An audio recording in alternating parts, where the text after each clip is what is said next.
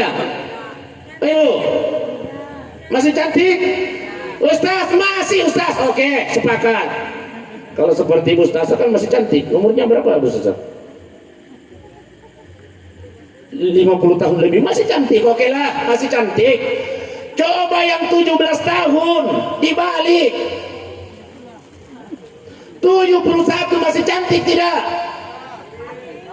Iya. Tidak ada cantiknya kalau 70-an, Bu. Kulit yang tadinya kencang pada mani paria kambue. Iya, Mas Di. Iya. Tahu paria, Mas?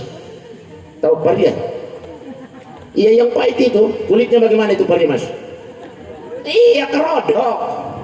Begitu kita punya kulit nanti. Kalau siapa namanya Abdul Halim ingin menikah dengan Heti karena kecantikanmu, nah, pasti dia akan menyesal nantinya. Pasti. Kalau kau terima lamarannya Abdul Halim karena kegagalannya, engkau akan menyesal. Kalau engkau terima karena keturunannya, engkau pun akan menyesal. Kalau engkau terima karena kekayaannya, karena hartanya, pasti engkau akan menyesal. Kenapa? Harta itu kalau bukan kita yang tinggalkan, dia yang meninggalkan kita. Iya. Maka satu-satunya yang saya pesankan, wahai anandaku, dalam mengarungi bahtera rumah tanggamu, maka pintu gerbangnya adalah nawaitu, niat karena Allah.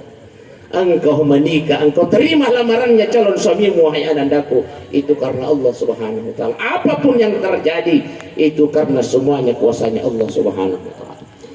Bapak Ibu sidang jamaah yang dimuliakan oleh Allah Subhanahu wa ta'ala. Jadi ini yang pertama. Iya. Kemudian selanjutnya, wahai anandaku, menyentuh suami itu adalah pahala. Iya. Jadi engkau sentuh nanti suamimu, suami menyentuh istrinya, istri menyentuh suaminya, itu adalah pahala. Intinya